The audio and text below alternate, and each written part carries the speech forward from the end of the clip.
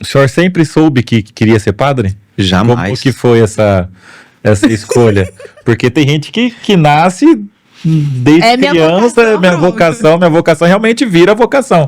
Mas tem gente que passa por grandes processos aí até realmente discernir aquilo que quer. Como saber que é uma vocação? Talvez muitas vezes, Felipe, a vocação é da mãe, não é dele, ou da avó. Você tá entendendo? Muitas vezes nem é isso. E aí o padre, ele assume essa vocação, acaba se tornando sacerdote, mas infeliz, por não ser dele próprio. Outras vezes a gente pode então ver que desde criança, ai que gracinha, o meu filho, ele brinca de ser padre. Ele vai ser padre. Tá, pode ser, sim, mas nem sempre é assim. Vamos falar, talvez 80% não é. Tá? É realmente uma experiência de mudança de vida mesmo, de chamado. Eu morava próximo de uma igreja chamada Santa Teresinha do Menino Jesus, nos Campos Elíseos. Ali eram os belgas, o padre Francisco Vaneron, né, que faleceu há pouco tempo, 2 anos, talvez 3 anos atrás.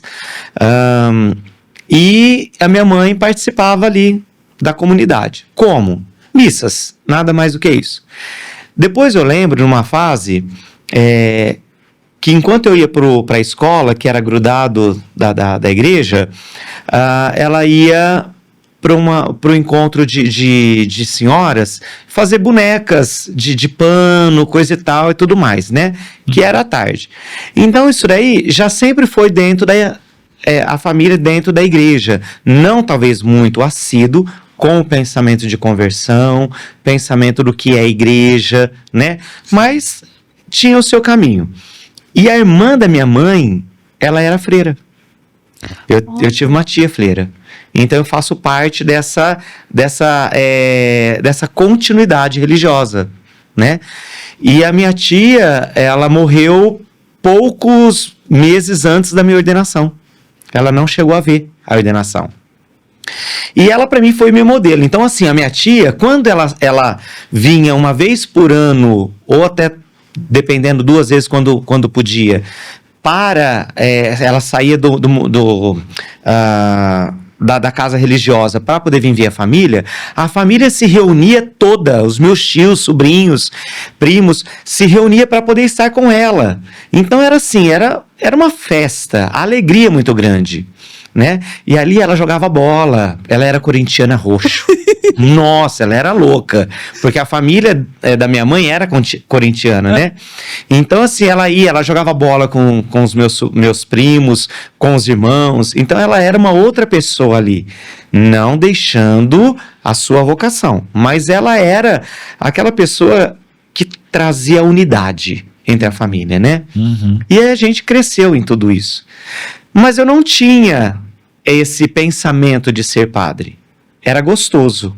Eu via, aí eu comecei a ir para a igreja, fui catequista, aí eu fui coordenador de grupo de jovens, mas sempre assim, tendo a minha vida e participando como leigo dentro da igreja.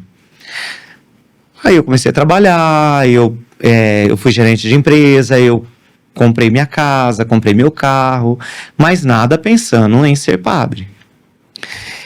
Saí da casa dos meus pais, né, para poder viver a minha vida. E nessa saída, até me dá um nó na garganta. Nessa saída, eu saí para prostituição. Eu saí para viver a vida, né, a vida como eu queria e tinha uma visão, né, do ser livre, sem ter pai e mãe que te controlasse. Foi assim. E é onde começou tudo a mudar. Nessa saída. Não demorou muito. Aí eu fui morar na casa de um casal de amigos. E ali foi assim, foi o início do meu inferno. Né? Fui bem acolhido, mas eu comecei a fazer a experiência da queda. Porque na casa dos meus pais eu tinha tudo, mas eu não estava feliz porque lá tinha regras. E aí, eu não queria viver a regra. Eu queria viver a minha vida. E eu comecei a fazer a parte aí desse início do inferno. Por isso eu digo, o inferno não é quando a gente morre, nem o céu, mas começa aqui. Então o meu céu começa aqui, o inferno também. E aí fui depois eu fui morar sozinho em outro lugar, quer dizer, só fui fazendo experiências negativas. Até que eu conheci a Santo Antônio de Pádua, o grupo de oração, o Leão de Judá. E eu fui para o Leão de Judá como leigo. E ali, então, começou essa mudança de vida, né? Uma mudança de espiritualidade.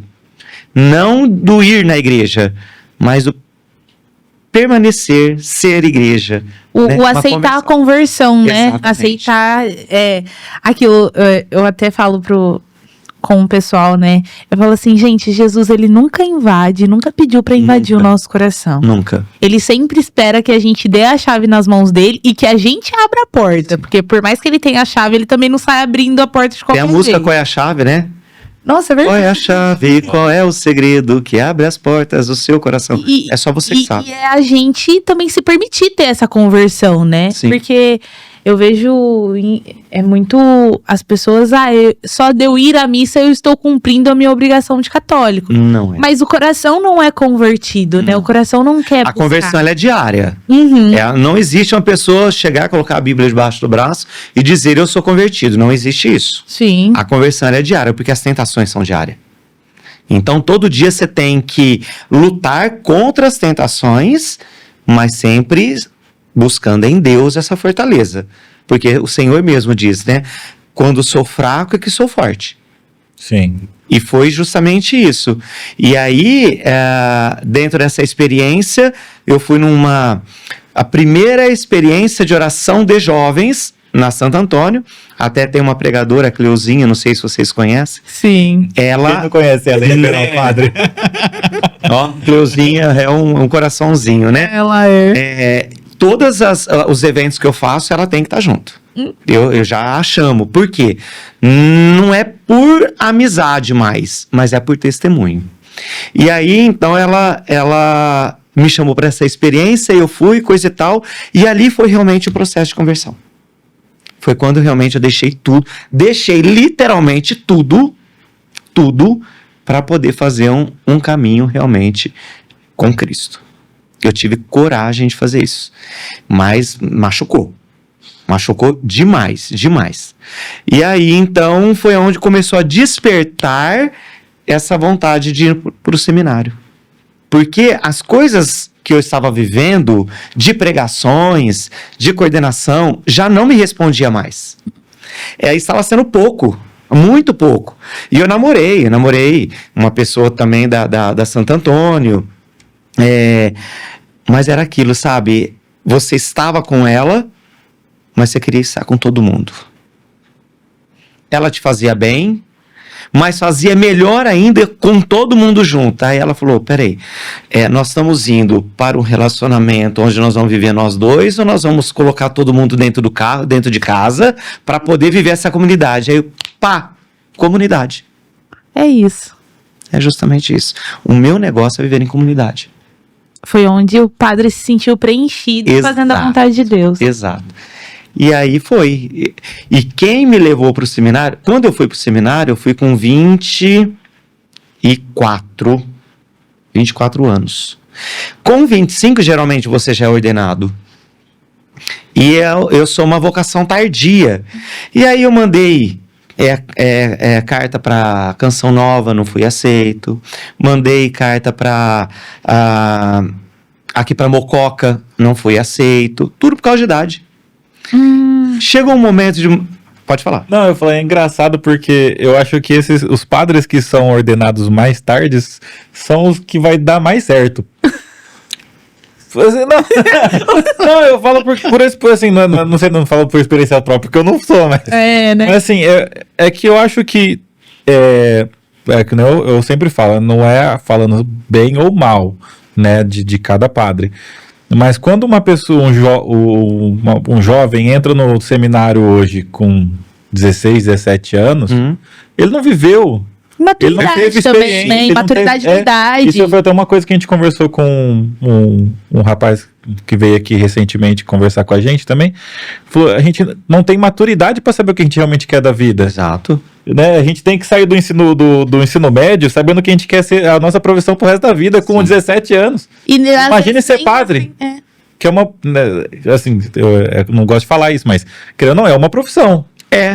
Ser padre é uma profissão, é uma profissão muito pior do que qualquer outra difícil, profissão, ué. É como o senhor falou, é uma profissão difícil pelo fato de viver sozinho. É uma marca. Ao mesmo tempo você tem comunidade, ao mesmo tempo você tá sozinho. Sim. Não, mas não é nem só isso. Se você não é padre, por exemplo, de uma canção nova, que existe um núcleo de padres ali, ou de alguma outra comunidade, ou de um mosteiro e tudo mais, você é um padre arquidiocesano, que fala, né? Nós somos diocesanos. Diocesano.